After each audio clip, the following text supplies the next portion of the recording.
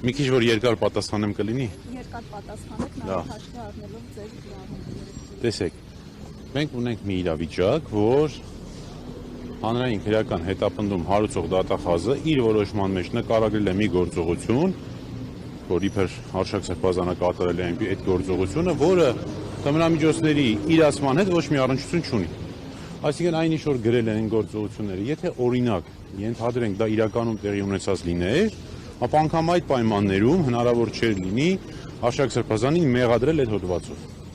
Սրանից հետո, սրանից բացի կալանքի միջնորդությունը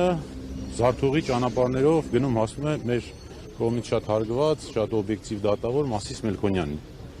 Մասիս Մելքոնյանը այս հանգամանքներում, երբ հիմնավոր կասկածը բացակայում է իմ նշված հանգամանքներից էլ իմ նշած հիմնավորումներով, այնուամենայնիվ կիրառում է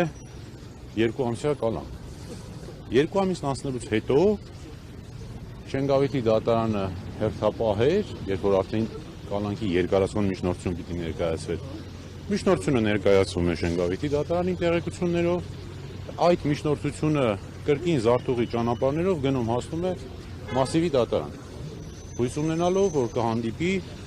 մեր կողմից շատ սիրելի, շատ հարգված, շատ օբյեկտիվ դատավոր Մասիս Մելքոնյանին։ Բայց վախները չի բերում, որովհետև Մասիս Մելքոնյանը պարզվում է Հայաստանում չի։ Այլ գտնվում է Ամերիկայի Միացյալ Նահանգներում։ Դրանից հետո այս միջնորդությունը նույն զարթողի ճանապարհներով պտտվում է, գալիս է հասնում է կենտրոնի դատարան։ Կրկին մեր կողմից շատ ավելի սիրելի, շատ ավելի հարգված մեկ այլ դատավոր կարող եք ասելու Կարեն Ֆարխոյանին։ Եվ մենք հավատում ենք, որ Կարեն Ֆարխոյանը կիրականացնի արդարադատություն եւ Արշակ Սրբազանն ազատ կարձակվի։ Պարոն Բաբայան, մակագրում Հավատացիք, չէ՞։ ձեռքով է եղել Ֆարխոյանը։ Այո, ձեռքով է։ Դե հատուկ ընտրել են, հա։ Եթե չեմ սխալվում 21 թվականին կամ 20 թվականին, եթե չեմ սխալվում, այս իշխանությունը փոփոխություն մտցրեց դատական օրենսգրքում, մասնավորապես որ կալանքների միջնորդությունների քննող դատավորներին նշանակվի ձեռքով եւ ոչ թե էլեկտրոնային համակարգով, բայց միևնույնն է այդ դեպքում էլ կա առանձին կարգավորում, որ նման դեպքում ընդհանրապես պիտի այբենական կարգով ընտրվի եւ ոչ թե կամայական ու մուզի։ Բայց մտավախություն ունեն, որ եթե իրենց սրտի դատավորները չլինեն, այդ որոշումներ կլինեն, դրա համար է։ Ես վստահ եմ դրանով։ Ես վստահ եմ, դուք կարող եք հիշել որևէ քաղաքական ենթատեքստ ունեցող գործ, որը օրինակ մակագրված լինի քիչ թե շատ օբյեկտիվության համբավ ունեցող դատավորի։ Չի եղել նման դեպք, երբեք չի եղել։ Եթե եղած է լինի, վստահաբար օբյեկտիվ եղել այդ որոշումները։ Պարոն Բաբայան, իսկ այս գործով ուղղություններ եղել է, թե չի եղել։ Դե հիշում եք, որ նախաքննության գաղտնիությունից ելնելով չեմ կարող շատ փակագծեր բացել, բայց կասեմ, որ ոչ, որևէ ուղղություն չկա։ Պարոն Բաբայան, իսկ այդ իրական ապացույցը, որ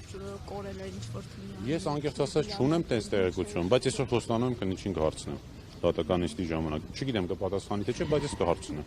Եթե ասեց, ինչ պատասխանեց, կգամ կասեմ։ Որոշակի ազդեցություն անշուշտ կունենա, բայց ասել թե այդ գործել գոյություն չունի, այնքան էլ ճիշտ չի լինի։ Հաշվի առնելով նախորդ նիստը, որը կալանքի նիստ է եղել, հա, կալանավորումից առաջ եկել էր դատարան։ Այս դեպքում եւս ենթադրում է, որ նույն հիմնավորումներով են լինելու, եթե այո, խնդրում եմ ասեք դրան որոնք են հիմնավորումները եւ կարծեմ 4 ռիսկ կա, չէ՞, դրանցից 3 ռիսկ, որն է այդ ռիսկը։ Նախաքննությանը խոչընդոտել։ Ինչպես պետք է խոչընդոտել։ Ասում են հեղինակություն ունեցող անձը կարող է խոչընդոտել, թե ինչին պիտի խոչընդոտի, չգիտեմ։ Ոչ մի կերպ, ուղղակի գրել են գրելու համար։ Ինչ նախաքննական աշխատանքներ են տարվում։ Դե ես չեմ կարող ասել։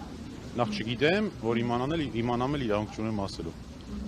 Պարոն Բաբայան, դուք այսօր միջնորդելու եք կալանքից բացի այլ ընտրանքան ինչ խափանամիջոց, օրինակ տնային կալանքը դիտարկում եք։ Հա, ընդհանրապես այս դեպքում պիտի որևէ խափանամիջոցի մասին խոսք չլինի, բայց մեր իրականության մեջ այո, միջնորդել ենք բոլոր հնարավոր այլընտրանքային խափանամիջոցները, այդ թվում դրանց համակցությունը, միայն թե բանտային կալանք չլինի։ Բայց հույս ունենք շատ մեծ, որ հավատում եք, չէ՞ էլի։ Բան էլ չի փոխվելու, նույնն ալնելու ինչ որ եղել է։